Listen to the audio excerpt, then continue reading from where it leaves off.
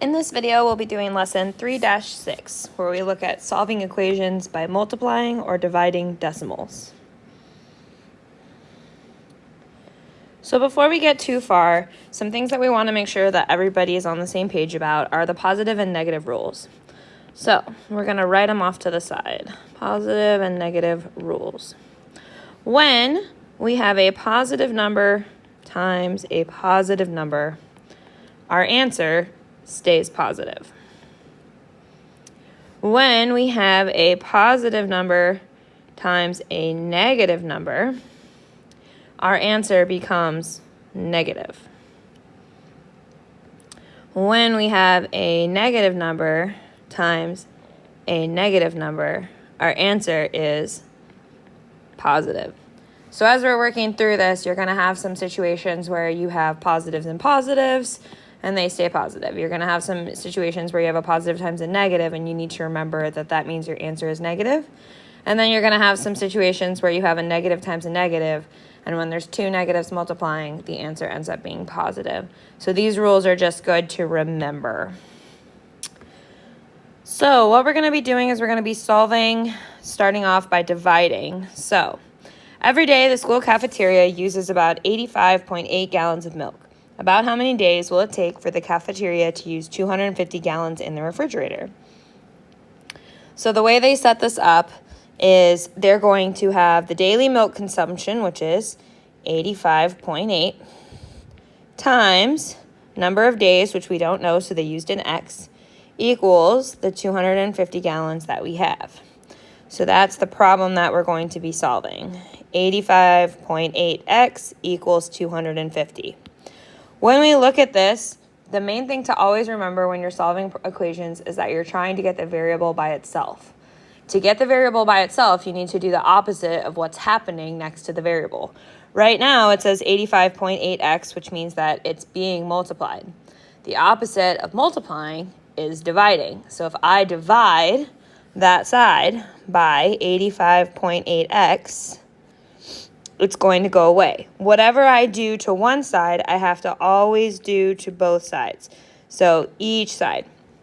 So I'm going to divide both sides by 85.8. Thinking about how we've done some simplifying and other things, when something happens on the top and the bottom, it gets crossed out, right? So 85.8x divided by 85.8 is really just going to be 1x or x because they go away.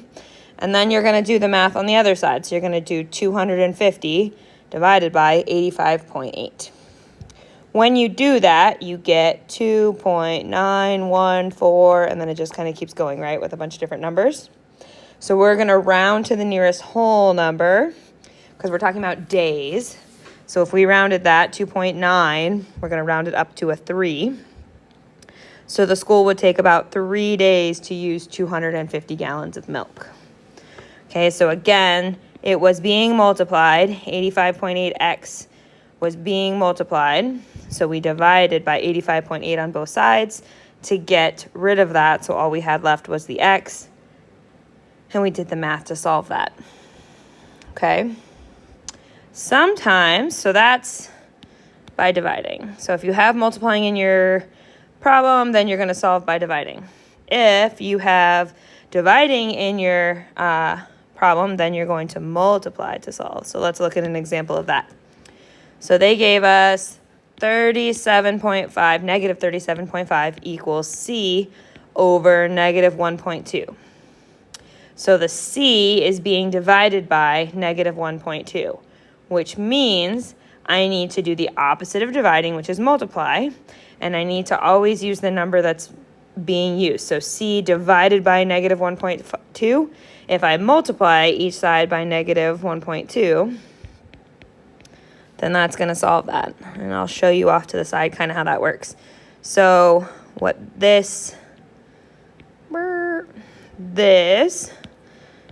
really happening here is c over negative 1.2 times negative 1.2 over 1. I can get rid of this one and this one, so all I have left is c over 1. Okay, so then all they have here is a c. So by having a fraction, So the c was being divided by negative 1.2. The opposite of that is multiplying, so I just decided to multiply both sides by negative 1.2, and all that's left on this side is the variable, the c. Now I just have to do the math on the other side. Negative 37.5 times negative 1.2 gives me 45. If you want to make sure you have the right answer, you can always plug it back in. So we said that c is 45. So if I put a 45 where the c was, and I do 45 divided by negative 1.2, I get negative 37.5. So that means that I did get the correct answer. Okay, so that's how you can check to make sure you got the correct answer if you're thinking that it looks a little bit wonky and you want to make sure it's right.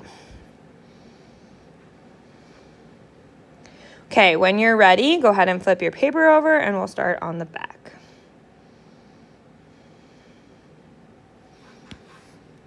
Okay, a Little League player was at bat 15 times and had a batting average of 0.133, rounded to the nearest thousandth. The batting average formula is A equals H over N, where A is the batting average, H is the number of hits, and N is the number of times at bat. Use the formula to find the number of hits she made. So we have some of these answers. We know that her batting average is 0.133. So we can replace the A with 0.133. We know that she was at bat 15 times, so we can replace the N with a 15. So now our problem looks like this. We have 0.133 equals H over 15. Okay, H is being divided by 15. The opposite of dividing is multiplying. So we're going to multiply each side by 15 because H was being divided by 15. So if it was being divided by 15 and then it's being multiplied by 15, those are going to go away. We got to do the same thing on both sides. So all that's left over here is an H because the divided by 15 and multiplied by 15 go away. So we just have the H.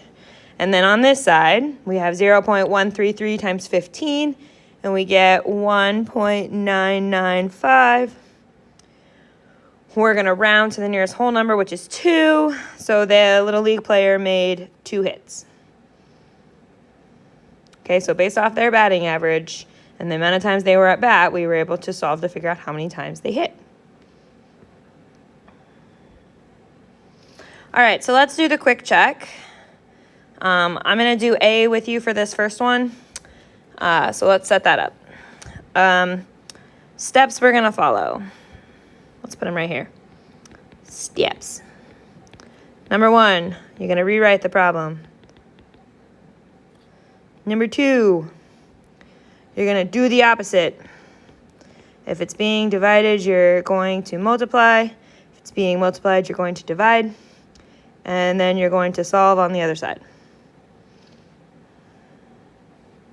This is an O, not an I. Opposite. Okay, so step 1 is rewrite. So we have 0.8x equals negative 1.6. I rewrote the problem. Now I'm going to do the opposite. I'm going to do it in a different color so it's really obvious what I'm doing. So 0.8x means that those are being multiplied. The opposite of multiplying is dividing, so I'm going to divide by 0.8x on both sides. 0.8x. Oh, no, sorry, just 0.8. Miss Keel's crazy. 0.8, there we go. So the 0.8 and the 0.8 on that side are going to go away, and all I have left is x.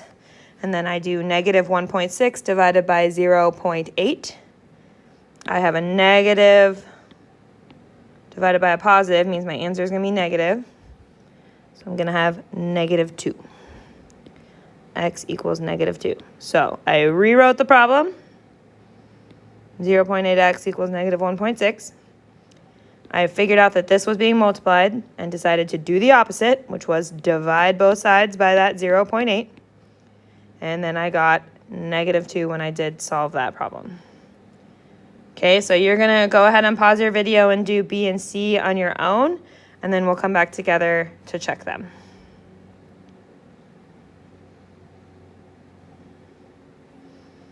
All right, so we have 1.15 equals 2.3x. The 2.3x means they're being multiplied, so we're going to divide both sides by 2.3. On that side, they go away, and all that's left is an x. And then we have 1.15 divided by 2.3, which is 0.5. Notice that it doesn't matter if it says x equals -2 or 0.5 equals x. Just make sure you keep them on the same side. So like the x was on the first side in this one, so I left it there. The x was on the second side in this one, so I left it there. So make sure your equal sign and everything lines up. What's happening over here, the equal sign, what's happening over here. So your answer can be written either way, but leave it the way that it shows up in the problem. All right, for C, hopefully what you did, -81.81 equals -0.9n. Those are being multiplied, that's -0.9n. So we're going to divide by -0.9 on both sides, equals n on that side. -81.81 divided by -0.9 is going to give me a positive 90.9.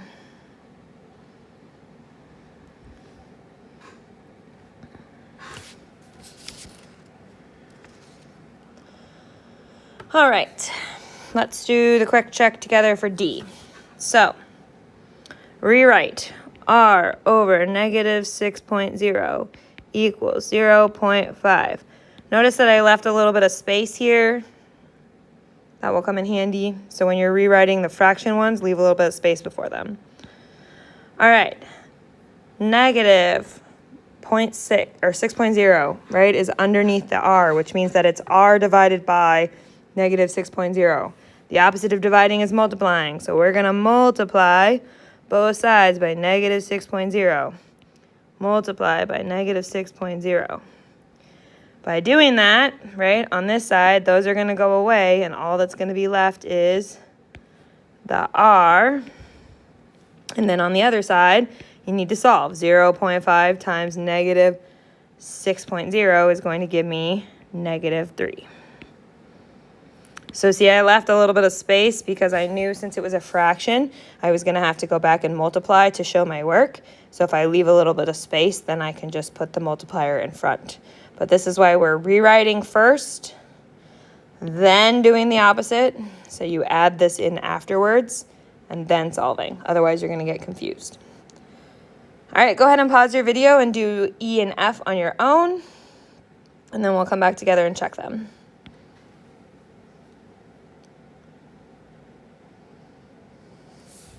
All right, so hopefully for E, you did S over 2.5 equals 5 for your rewrite.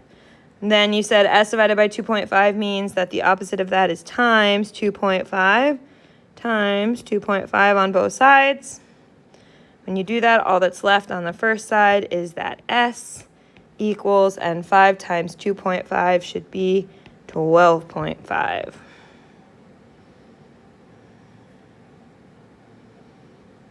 And then hopefully what you did for E, -80 equals T over 4.5.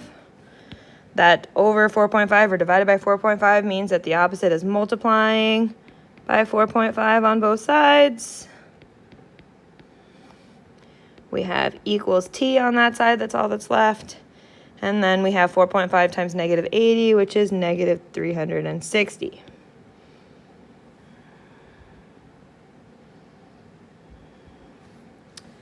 All right.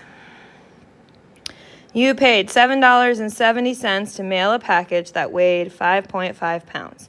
Write and solve an equation to find the cost per pound.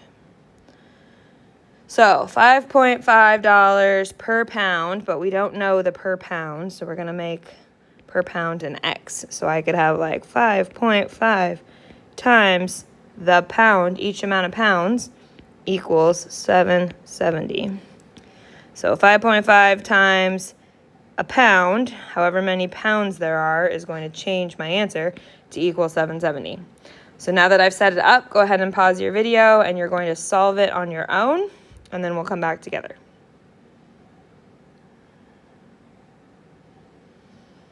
Okay, so since I had that 5.5x, they're being multiplied. The opposite of multiplying is dividing. So I'm going to divide both sides by 5.5.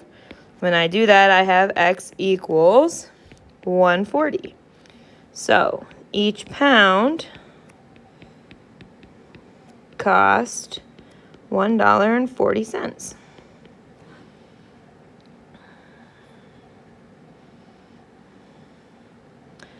All right, suppose your batting average is 0.222 and you have batted 54 times. How many hits do you have? So we're using that same equation from above. So we're going to say 0.222 equals, and then we have how many hits we don't know, over 54. Okay, so this is just like the problem we did at the very top of this page. So now that it's set up, go ahead and pause your video and solve this one on your own, and then we'll come back together.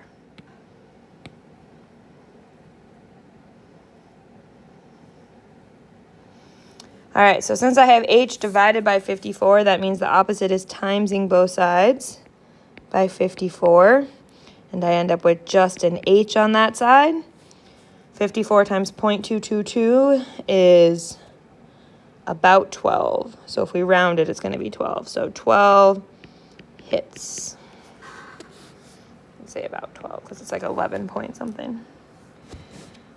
All right, so that wraps up lesson 3-6, where we looked at solving equations by multiplying or dividing decimals.